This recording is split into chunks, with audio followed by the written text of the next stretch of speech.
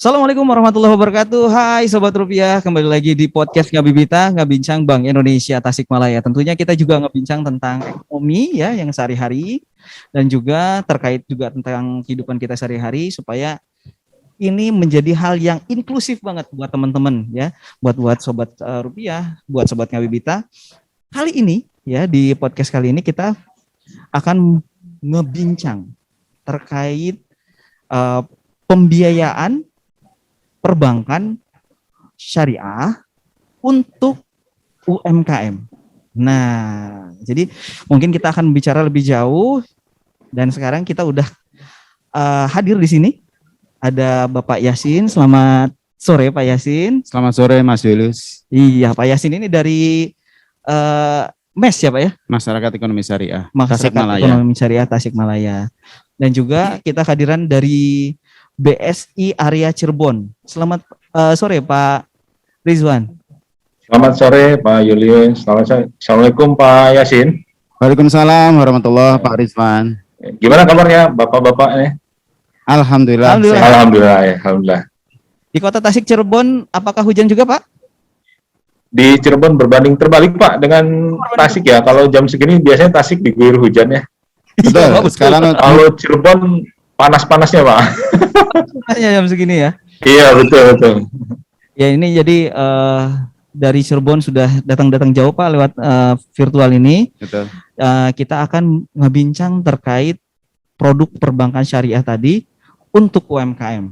Nah, apakah harus UMKM yang sudah mungkin menjual produknya produk-produk syariah, mungkin harus yang jualan mukena gitu ya, baru bisa mendapatkan pembiayaan dari perbankan syariah, ataukah yang menjual perangkat sholat gitu kan baru bisa mendapatkan produk pembiayaan dari perbankan syariah. Kita bicara dulu tentang apakah itu UMKM syariah. Boleh ngobrol dulu dengan Pak Yasin ini ya. Pak Yasin, baik. Bagaimana Pak Yasin? UMKM syariah itu seperti apa sih sebenarnya? Baik, terima kasih Mas Julius. Kalau kita bicara tentang UMKM, berarti kita akan bicara tentang para masyarakat yang mempunyai usaha kecil.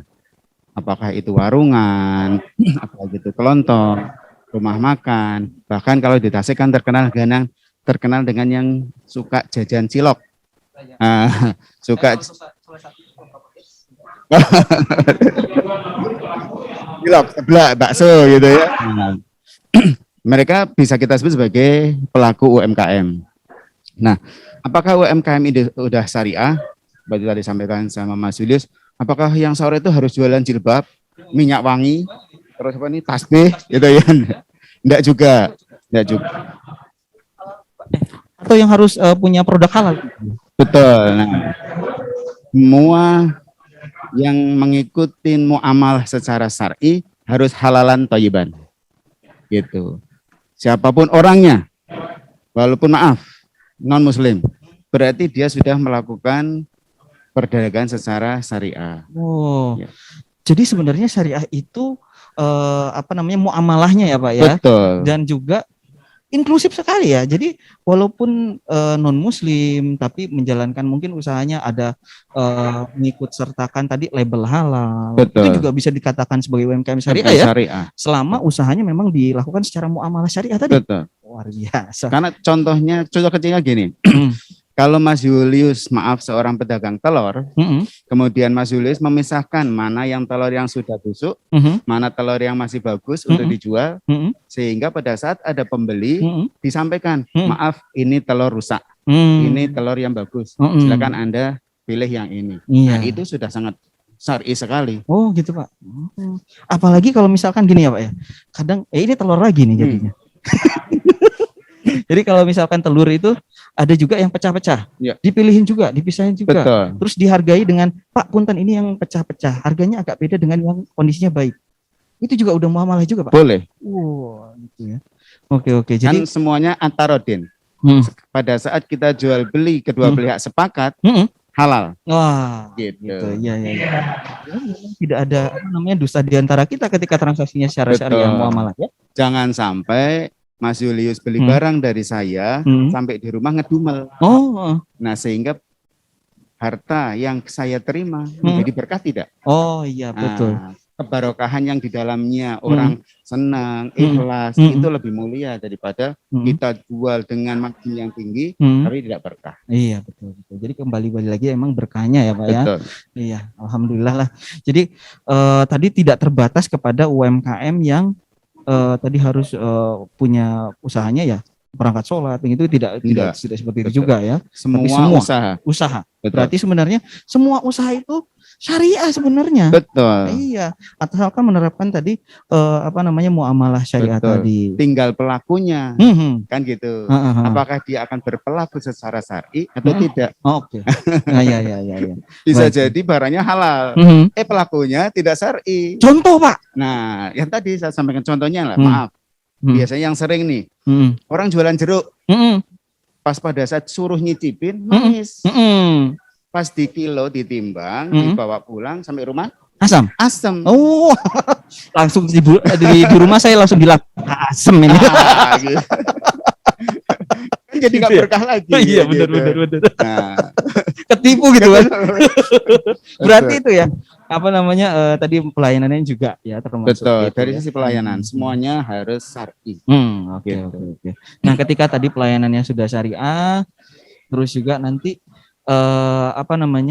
untuk pengembangannya mungkin ya melengkapi tadi proses syariah tadi yang sudah syar'i tadi, sudah baik tadi,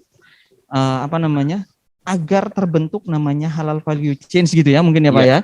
Halal value chain di mana halal value chain itu memberikan nilai tambah. Betul. Ya untuk ketika pembiayaannya juga dilakukan oleh secara syariah tadi ya. Betul. Salah satunya oleh tadi Pak Rizwan ya dari BSI area Cirebon. Boleh Pak cerita sedikit Pak untuk yang produk pembiayaan syariah dari perbankan BSI ya secara syariah itu bagaimana Pak untuk bisa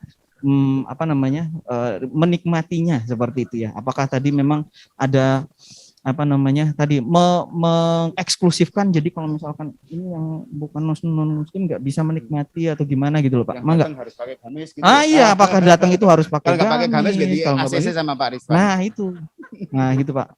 Ya baik, ya Mas Julius, Pak Yasin, terima kasih. Jadi memang seperti tadi ya, kita ini Bank Syariah ini memang berlaku untuk kepentingan muamalah ya. Kalau muamalah itu dalam artian kita berhubungan sosial gitu ya, tidak hanya sesama muslim, walaupun di Indonesia mayoritas muslim gitu ya, tapi banyak juga yang non muslim menjadi nasabah di Bank Syariah juga, itu banyak loh Pak. Gitu. Nah, boleh cerita Pak. Kemudian dibandingkan dengan pada saat pengajuan pembiayaan, ini khusus pembiayaan yang UMKM ya, yang kita bahas ya, karena yang penting bagi kami adalah usaha itu halal atau haram gitu ya. Ya, karena ada prinsip di syariah juga, mungkin nanti Pak Yasin bisa menjelaskan. Ada istilah di kami adalah istilah maghrib gitu ya, maisir, goro, riba dan segala macam. Nah, jika usaha-usaha tersebut mengandung hal-hal tersebut, kita tidak bisa lakukan pembiayaan seperti itu.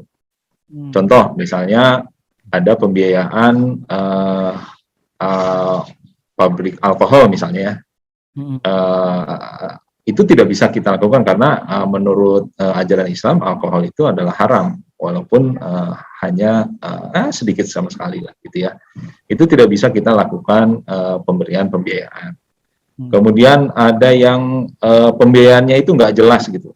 Maksudnya tidak jelas itu tidak bisa dipertanggungjawabkan pencairan pembiayaannya tersebut.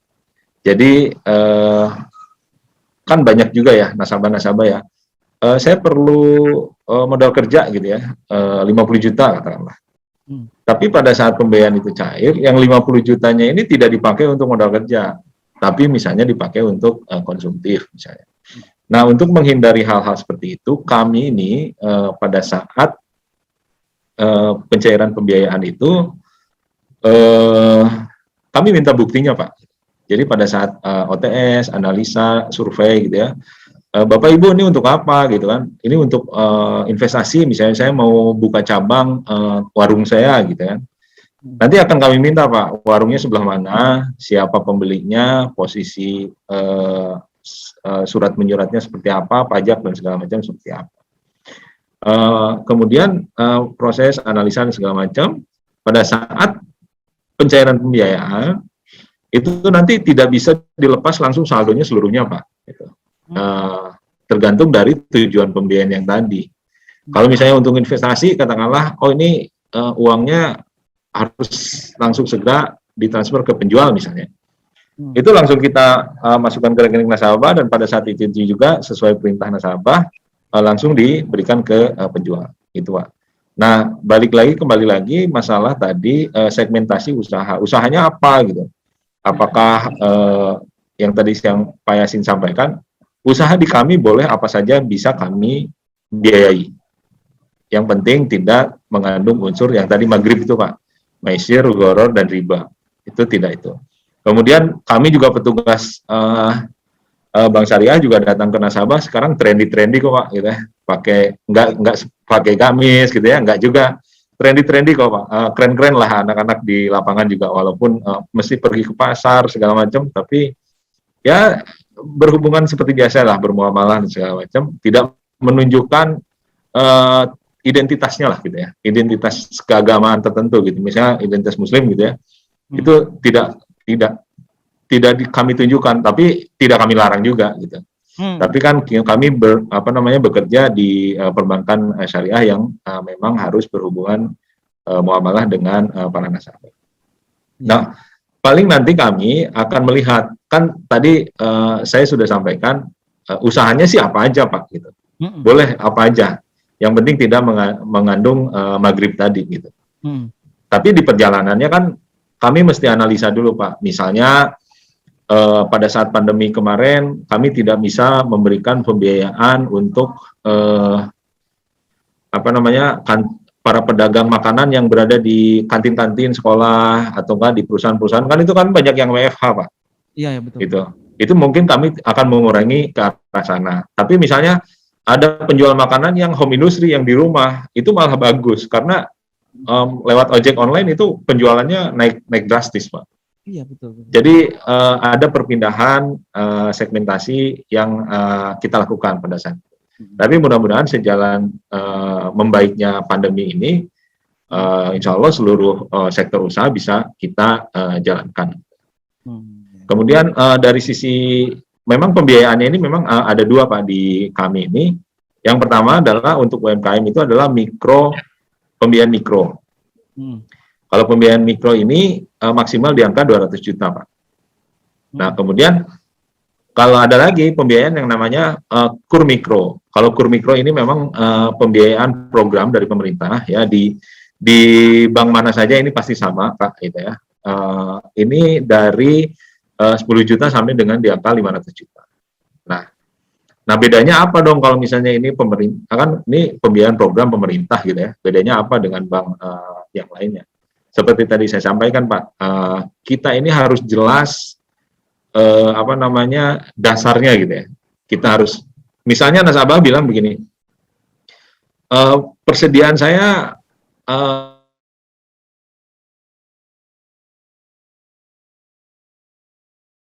itu 100 juta gitu, atau cuma blow up nasabah aja biar dikasih pembiayaan besar gitu ya. Kita itu bisa terjadi seperti itu, Pak, gitu.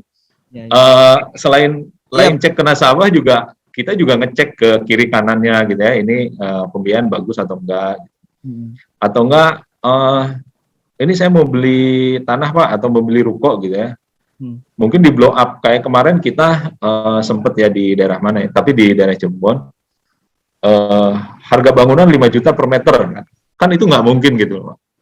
Makanya kita cek kiri kanan, oh ternyata hanya di angka 1,5 sama 2 juta. Nah, indikasi-indikasi ini yang harus kita pastikan gitu. Ini sih mungkin analisa di perbankan secara umum. Kemudian tujuannya kita harus jelas juga. Si nasabah ini untuk apa gitu? Untuk modal kerja atau untuk investasi. Kalau investasi ada aset apa yang akan dibeli.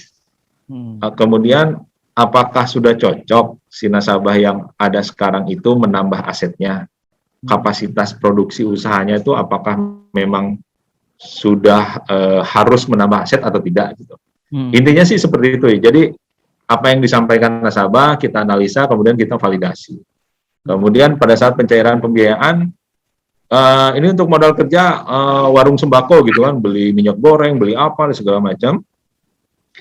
H+1 atau enggak H+3 gitu Pak, kita datang lagi ke nasabah untuk meminta bukti pertanggungjawaban si nasabah itu bahwa uang itu memang dipakai untuk nambah modal kerja. Jadi kita kawal dari mulai sebelum cair sampai cair, kita kawal Pak, sesuai peruntukan. Iya. Jadi seperti yang tadi Pak Yasin bilang, kalau misalnya memisahkan telur busuk, telur matang, itu si pedagang yang jujur memang harus seperti itu. Dan kita kawal untuk ke arah sana gitu loh Pak. Iya, iya, betul. Mungkin gambaran besarnya untuk pembiayaan UMKM di Bank Syariah itu yang pertama adalah tadi pembiayaan mikro dan mikrokur Pak Mas Julius dan Pak Yasin. Oke, terima kasih Pak Rizwan. Jadi ini menarik Pak.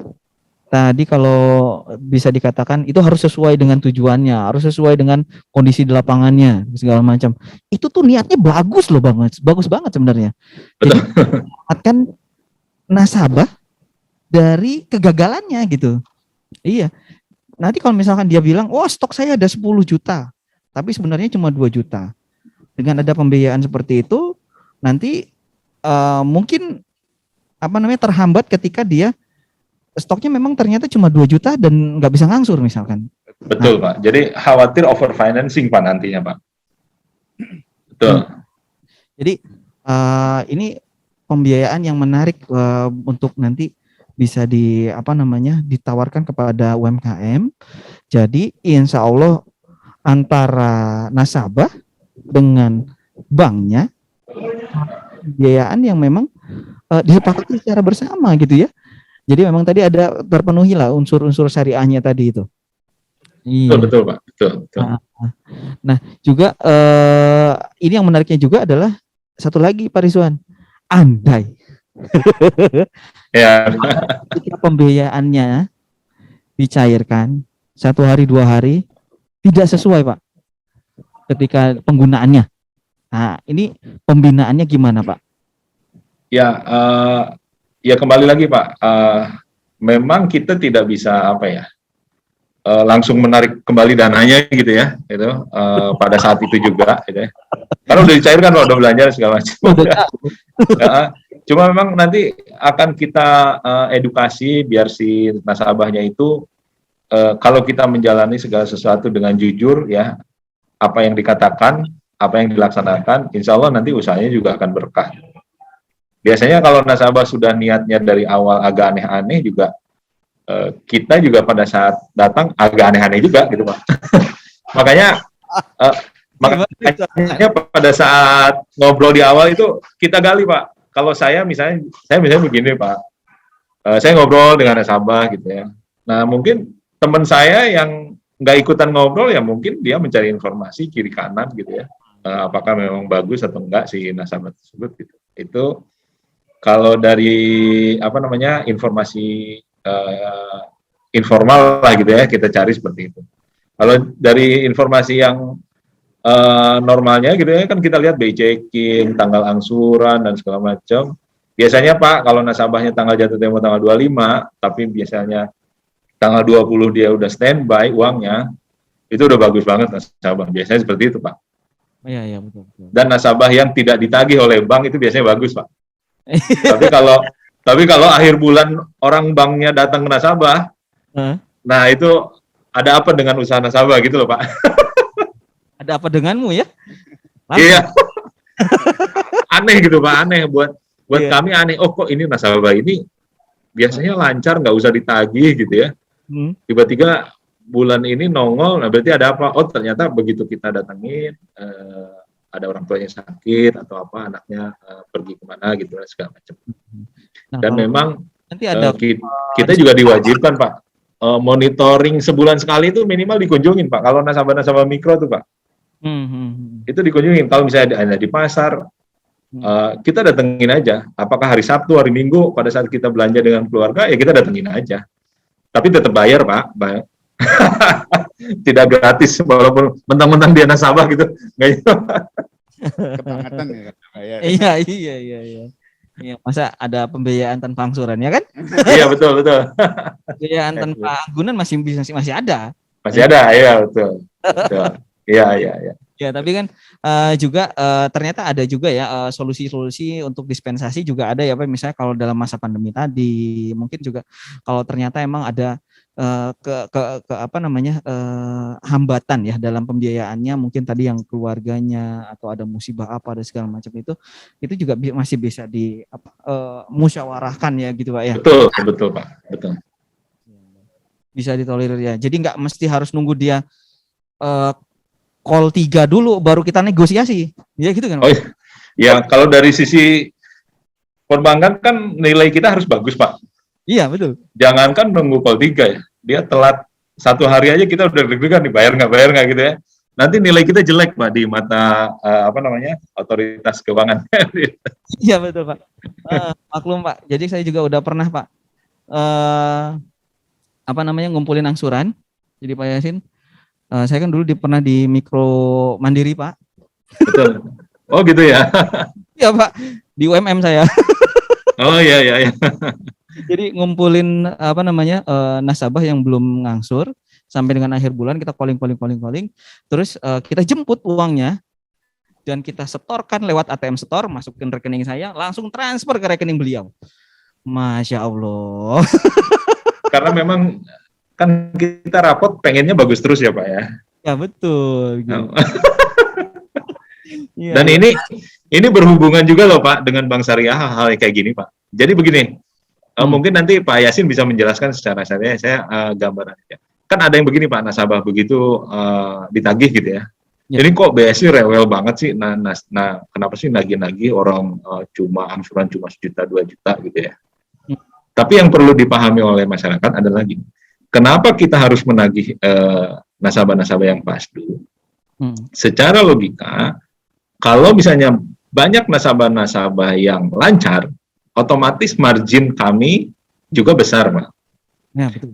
Pada saat margin besar, margin yang harus berhak diperoleh oleh para nasabah-nasabah kami itu juga jauh jadi lebih besar. Oh iya betul. Karena uang yang kita salurkan itu adalah milik nasabah, bukan milik kami. Ya. Jadi kami bertanggung jawab untuk menagih itu.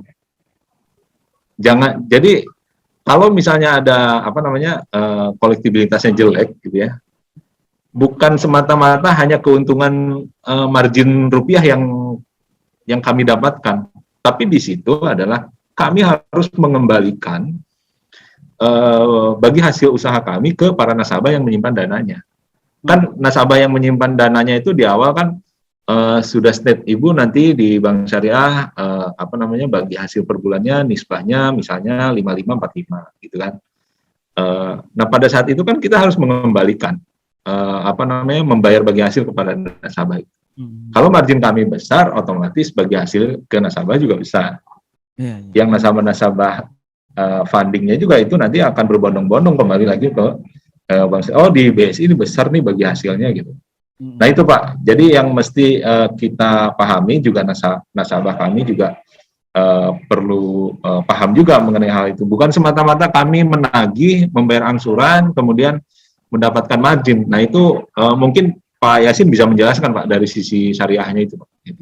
Kita coba ini ngobrol lagi Pak Yasin. Jadi ini emang terkait ya Pak ya? Jadi menarik Pak ini kali Pak. Menarik, jadi ketika angsuran tersendat, otomatis nanti bagi hasilnya juga ikut tersendat, gitu ya. Betul. Terus angsurannya lancar, nanti bagi hasilnya pun makin lebih baik lagi kualitasnya. Dan juga tadi itu bisa menjadi salah satu poin untuk kita pembiayaan ataupun pendanaan dari antara syariah dengan konvensional berarti ya Pak ya. Betul. Nah, dan juga ini saya sempat ngobrol sama Pak Yasin, ini yang cerita pengalaman yang luar biasa sebenarnya. Nanti boleh Pak Yasin cerita lagi. Siap. Jadi bahkan sampai non muslim pun kagum. Nah, boleh cerita Pak Yasin. Baik. Terima kasih Pak Eriswan nih sama Mas Julius. Jadi memang betul bahwa di Bank Syariah sebelum biasanya kalau di Bank Syariah itu yang menerima modal adalah sebagai mudhorib. Si mudhorib yang mengelola usaha ini harus kita ingatkan bahwa mereka mempunyai kewajiban kepada bank. Karena akadnya setelah modal itu diterima, kan menjadi hutang. Apakah itu nanti akadnya murabahah atau mudharabah. Ya, intinya bahwa yang dilakukan oleh pelaku UMKM itu harus underline transaction. Dengan Pak Ridwan, oh ini untuk modal. Modalnya untuk apa? Memenuhi toko kelontong saya. Nah, apa itu harus dirinci? Contohnya, saya tukang ojek, berarti saya harus investasi motor. Pak, saya beliin motor. Untuk apa? Untuk ojek saya. Motor merek. Harus jelas, detail. Bulannya dia untuk membayar. Ya, kami tugasnya mengingatkan. Pihak-pihak teman-teman di perbankan syariah, tugasnya itu mengingatkan. Mas Julius, maaf, sudah waktunya membayar, kan gitu. Siap Bapak. Betul ya.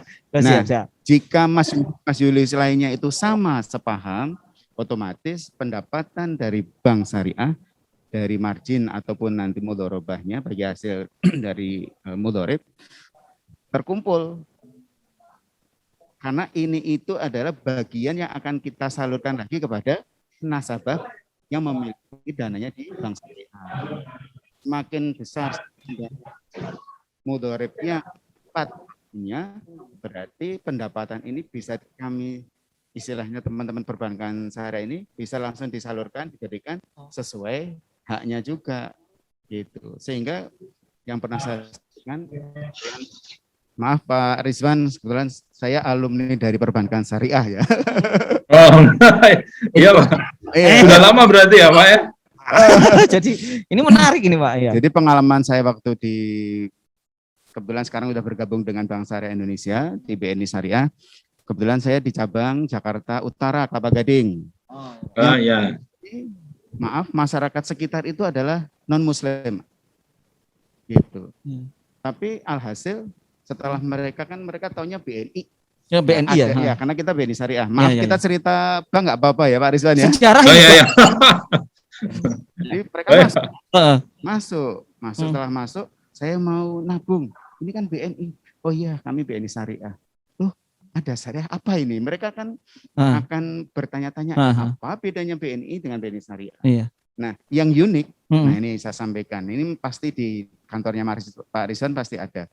Di semua bank syariah pasti mencantumkan atau menempel apa itu namanya papan bagi hasil. Betul, SPDK-nya. Betul. Iya. Ada papan bagi hasil sehingga di situ tertulis untuk nasabah tabungan Wadiah, contohnya dapatnya bonus. Nah, mereka tanya apa ini bonusnya? Gitu, oh iya. Nasabah tabungan dengan akad mudharabah. Nah, itu ada nisbahnya 30-70. 30 untuk nasabah, 70 untuk bank.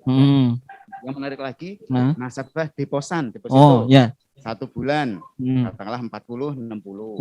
3 bulan, 45-55, dan seterusnya. Sampai mungkin yang 12 bulan menjadi 60-40. Itu Mbak, saya kalau deposito 12 bulan, saya dapat bagi hasilnya 60 bagian ya. Nah, mereka kan tertarik dari besarnya itu. Gede ya Pak? Betul, padahal di sisi kanannya lagi, nah bedanya bank syariah dengan bank konvensional yang saya tahu, mereka akan mencantumkan equivalent rate. Oh iya.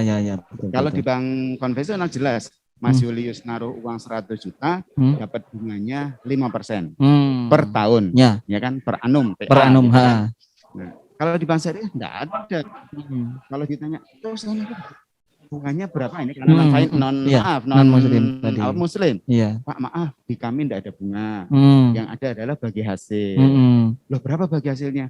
Untuk bulan kemarin, nah caranya jadi flashback ke belakang. Iya, betul. Contohnya sekarang November, berarti bulan Oktober Pak, ekuivalennya adalah 5,6% umpamanya. Bagi hasilnya dengan nisbah 60-40. Terus bulan depan kita berdoa mudah-mudahan bisa lebih besar dari itu Pak. Oh iya. Tadi, angsuran tadi lancar. Betul. Lancar semua bisa lebih besar. Oh iya. Dan kalau kita berakad pun kan mereka akan mendoakan mudah-mudahan bagi hasilnya lebih besar dari bulan kemarin. Oh jadi iya. Bank kita jadi ikut doain juga. Ya doain ya. Nah, berkahnya di sini. Oh iya. Setelah bulan depan, iya ya. Ternyata kok beda ya dengan yang punya saya di bank X gitu Nah, ya. konvensionalnya. Nah, mereka Iya. membandingkan. Iya, iya. Ya keesokan harinya saya nambah lagi. Oh, nambah lagi Nambah tabungannya. lagi. Kita Iya. salurkan lagi ke para pengusaha Hmm. yang bisa itu tadi. Memang kuncinya di Bank Syariah adalah seperti disampaikan sama Pak Rizwan adalah yang satu verifikasi, karena kalau pasti punya 5C lah ya Pak Rizwan ya. Betul Pak, betul. Verifikasi, kemudian yang paling akhir adalah pemantauan. Setelah dikasih jangan dicuekin aja, harus disilaturahmi. Silaturahmi pas ketemu Mas Julius, gimana kabarnya? Mas Julius ketemu saya aja mesti kaget. Saya mau ditagih nih. Padahal belum tentu. Belum tentu. Ya, semua orang nasabahnya BSI ketemu Pak Rizwan mau ditagih nih. Belum tentu nagih ya Pak Rizwan ya. Iya. Belanja. Oh, Kalau iya. dia jualan bakso, saya kesini mau nikmatin baksonya. Oh, Kan iya. gitu. Betul. Silaturahmi ini mereka akan menumbuhkan, wah ini ternyata Bank Syariah itu beda dengan bank konvensional. Mereka itu menjalin mitra. Iya, pelayanan. Iya. Antara Bank Syariah dengan para mudharibnya adalah mitra, bukan hubungan digital dengan itu. Asistensi. Bahasa kerennya Betul, asistensi. Iya. Jadi Mas Julius mungkin saya nambahkan ya. Jadi kami ini di Bank Syariah ini tidak meminjamkan uang, Mas. Karena kalau meminjamkan uang, kita pinjamkan uang ke Pak Yasin misalnya 50 juta. Kemudian Bapak harus mengembalikan 60 juta ya, itu riba jatuhnya. Nah, betul. Nah, kita nggak bisa begitu. Makanya pada saat kita memberikan pembiayaan itu harus ada objeknya, Mas. Oke, Mbak, untuk investasi beli ruko, yang mana rukonya? Oh, yang ini. Harganya berapa? Sekian ratus juta, sudah DP belum? Misalnya segala macam. Oh, berarti kalau misalnya 100 juta, DP-nya katakanlah 30 juta, ya udah pembiayaan dari kami 70 juta ya, Pak. Gitu. Kita nggak bisa melebihkan. Iya. Kemudian si nasabahnya bertanya lagi, kalau rukonya sudah dibeli, berarti saya harus nambah barang dong, gitu kan? Oh ya, berarti nanti pembiayaannya ada dua, Mas. Satu untuk investasi untuk pembelian ruko tadi, kedua modal kerja untuk membeli barangnya, untuk berdagang. Jadi kita tidak memberikan ini 70 juta, balikin nanti 80, enggak kayak gitu. Harus kita ada objeknya, ada validasinya, underlying-nya lah kalau kata tadi Pak Yasin. Seperti itu, Mas. Ya. Ya. Terus juga yang menarik ini Pak Rizwan dan Pak Yasin tadi kan yang terkait pengembalian uang tadi ya. Jadi ketika nanti debitur pendanaannya itu, loh kok bagi hasil saya menurun. Nah itu biaya Pak. Nah ini kita ceritain lagi kalau misalnya seperti itu Pak Yasin. Betul. Ya kami harus namanya Bank Syariah harus transparan. Nah pasti di Pak Rizwan juga di Bank Syariah Indonesia pasti akan menyampaikan bahwa pendapatan bagi hasil di bulan ini kita sedang turun. Kita harus sampaikan. Ya. Karena pasti Bank Syariah pasti punya berapa sih kalau nasabah ingin lebih detail kita pasti harus bisa menyampaikan bahwa dulu kemarin katakanlah hasilnya 1 miliar sekarang menjadi 900 juta harus disampaikan. Jadi harus transparan. Transparan ya. Harus transparan. Nah ini menarik Pak. Berarti dalam kondisi ini pandemi seperti ini ya, di mana ada beberapa mungkin usaha itu agak sedikit terkendala, mungkin angsurannya jadi mungkin di restru gitu ya gitu kan. Jadi otomatis agak sedikit mengurangi gitu kan ya. Betul. Dan itu diinformasikan kepada yang pemilik dana.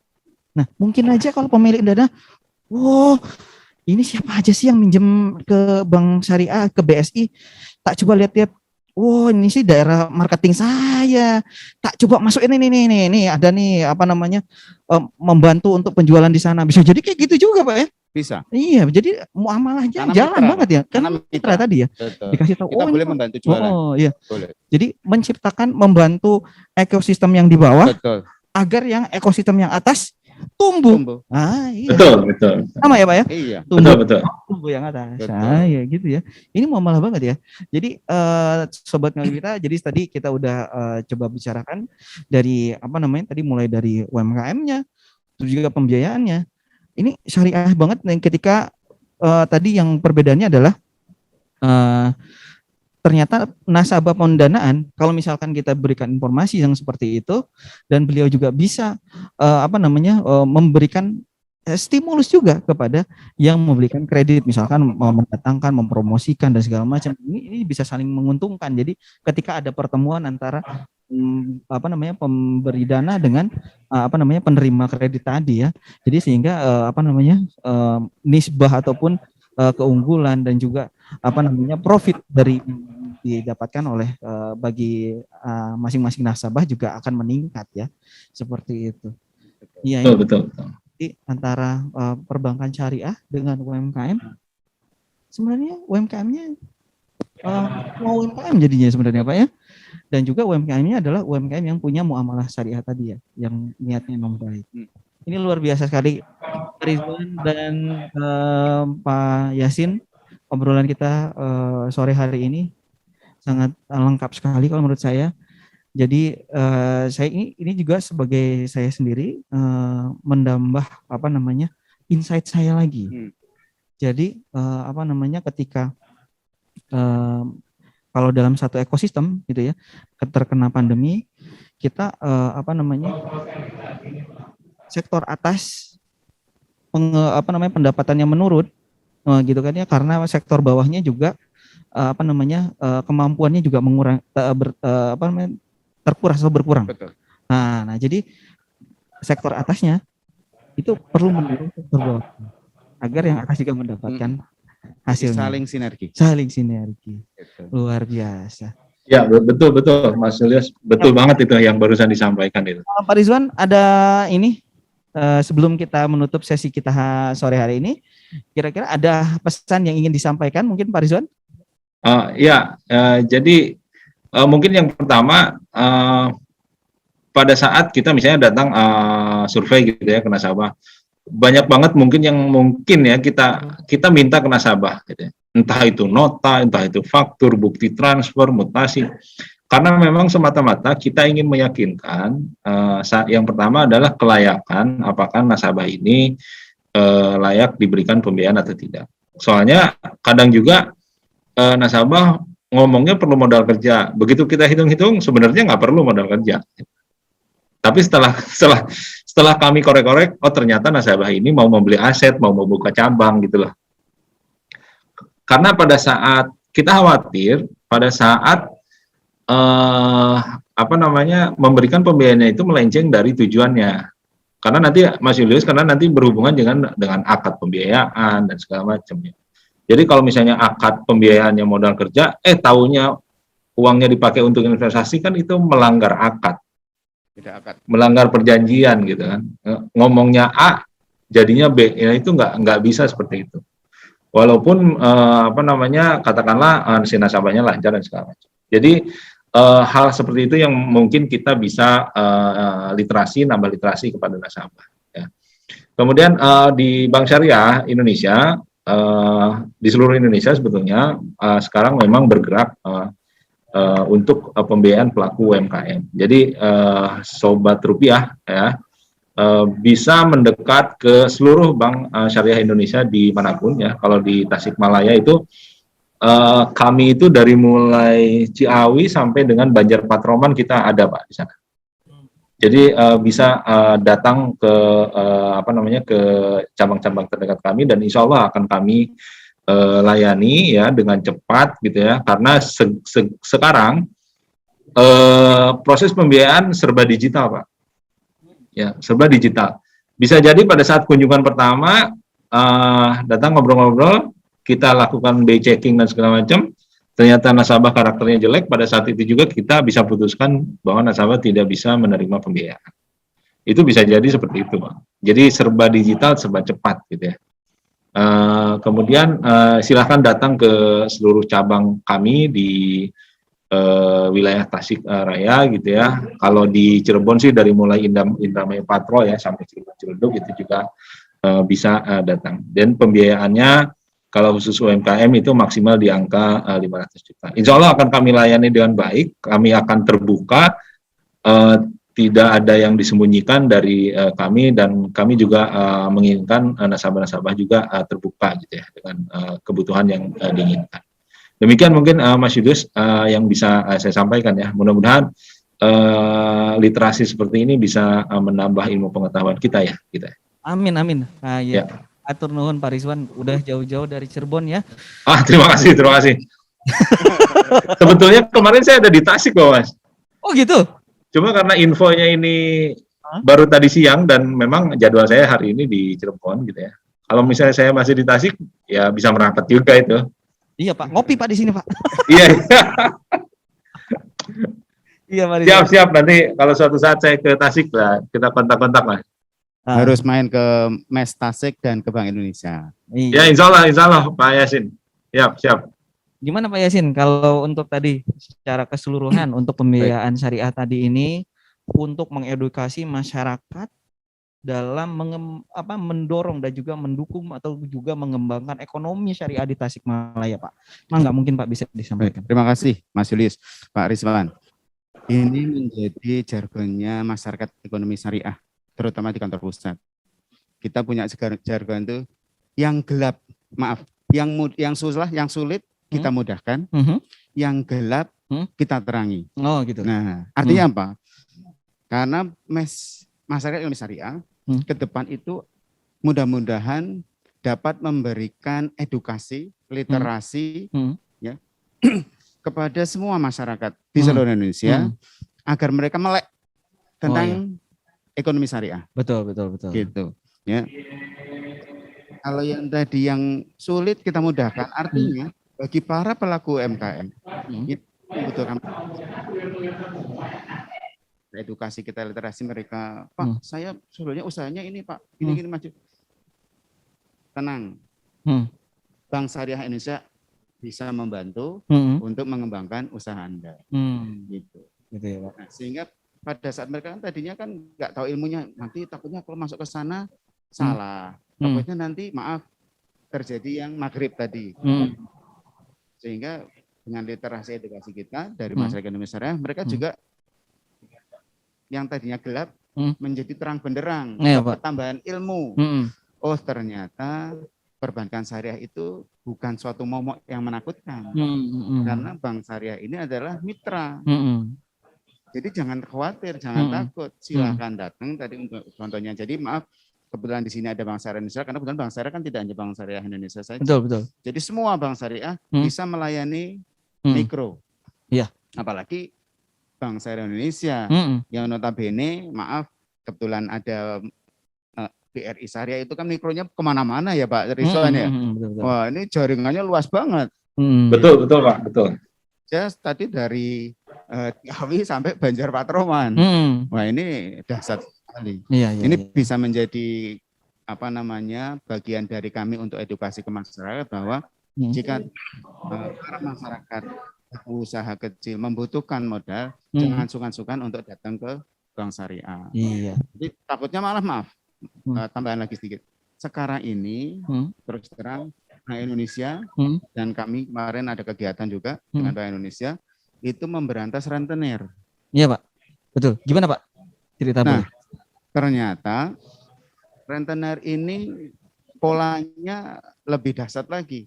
Apa kalau bahasa Jawa itu membujuk ya? Ngerayu. Ngerayu si nasabahnya ini dengan berbagai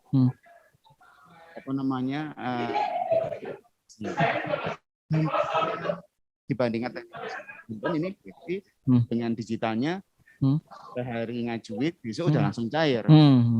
Kalau Bang Tunggul, kalau istilahnya orang Jawa kan Bang Tunggul. Ya. Besok Tunggul gitu ya. Besok datang lagi nagih lagi. Gitu. Iya. Itu Bang Harian ya. Betul, harian kan yang rentenir itu. Mereka kan 10 juta sekarang. Gitu, Mas. Dan yang saya alami kebetulan saya juga ngajar di Stay Arisala. Kemudian ada KKN teman-teman di daerah Tasik. Mereka kalau pinjam butuh katakanlah 2 juta, itu nerimanya enggak 2 juta.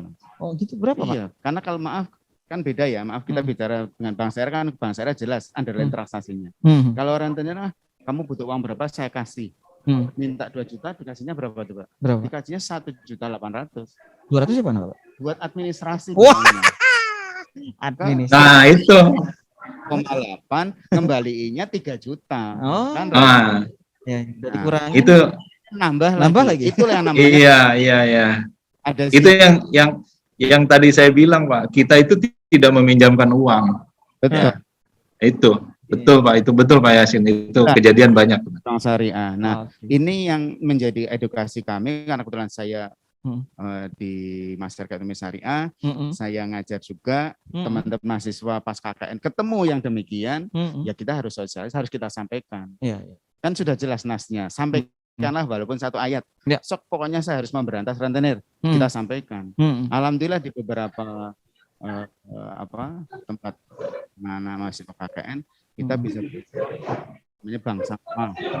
Ada yang namanya Lembaga Keuangan Syariah Mm-mm. yang dibentuk oleh para DKM. Mm-mm. Dewan DKM itu Dewan Kemakmuran Kemakmuran Masjid. Masjid. Nah, Mm-mm. jadi alhamdulillah sehingga dengan LKS atau lembaga keuangan syariah atau lembaga keuangan mikro syariah banyak tumbuh di masyarakat, bisa memberantas rentenir. Amin. Ya, Pak.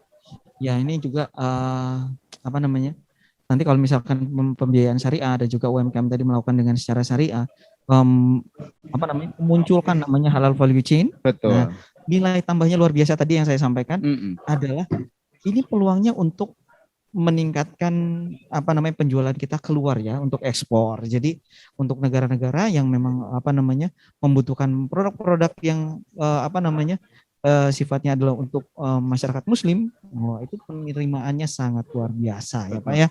Jadi apalagi juga nanti berarti untuk Sobat Rupiah dan juga termasuk UMKM ya, adalah pembiayaan secara syariah tadi, mengajukannya juga secara benar, tujuannya juga benar.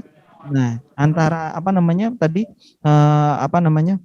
yang memberikan dana gitu kan ya, dan juga penerima dana itu juga bisa saling membantu tadi untuk saling berkomunikasi. Ini luar biasa sekali. Iya. Ya, jadi, betul. Ke depan teman-teman dan juga Sobat Syariah ya juga mengetahui mengenai proses tadi ya, bisnis dari perbankan syariah ini untuk UMKM. Ternyata tidak hanya UMKM yang harus jualan perangkat sholat. Semua ya. Makanya di MES juga kita ada untuk tahun yang akan datang itu mengembangkan ekonomi syariah dan produk halal. Program MES ke depan. Program MES ke depan ya Pak ya. Semoga berjalan dengan lancar. Amin. Atur nuhun Pak Rizwan. Terima kasih sami-sami. Ngobrolnya ngabincangnya sore hari ini. Ya, tentunya ajang Ngabibita ini Pak Rizwan dan juga Pak Yasin ini juga merupakan salah satu upaya Bank Indonesia mengedukasi ya masyarakat secara tentuan kebijakan Bank Indonesia dan juga peran perbankan gitu ya untuk dalam rangka pertumbuhan ekonomi, termasuk juga pertumbuhan ekonomi dari sisi syariah. Betul. Iya. Atur nuhun Pak kedatangannya. Sami-sami. Terima kasih Mas Julius. Sampai berjumpa kembali. Terima kasih Pak Rizwan. Atur nuhun ya Pak. Atur nuhun Pak Yasin, Mas Julius. Atur nuhun. Sami. Terima kasih. Wah, itu ada siapa lagi? Atur nuhun. Atur nuhun Ibu Yusi, atur nuhun. Iya, sami-sami. Ya, Kapan kalau ke Tasik mampir, Pak? Insya Allah Bu, Insya Allah. Biasanya saya minggu kedua, minggu ketiga biasanya di sana Bu. Oke, nanti kalau misalnya kira-kira ada materi-materi lagi boleh ya Pak ya terkait ekonomi syariah ya Pak? Insya Allah Bu, mungkin nanti apakah nanti misalnya terkait dengan fundingnya, terkait dengan transaksinya, nanti ada kawan saya juga yang bisa hadir gitu. Insya Allah Bu Yusi. Termasuk juga ini Pak, kita tuh UMKM tuh juga ada kebutuhan untuk pembiayaan syariah ya Pak, karena kan kalau konvensional udah banyak gitu ya. Mereka juga ini ada beberapa UMKM tuh yang nanyain ada yang syariahnya enggak gitu. Jadi mungkin kalau misalnya pas BSI ada program, bisalah sama kita ya Pak ya.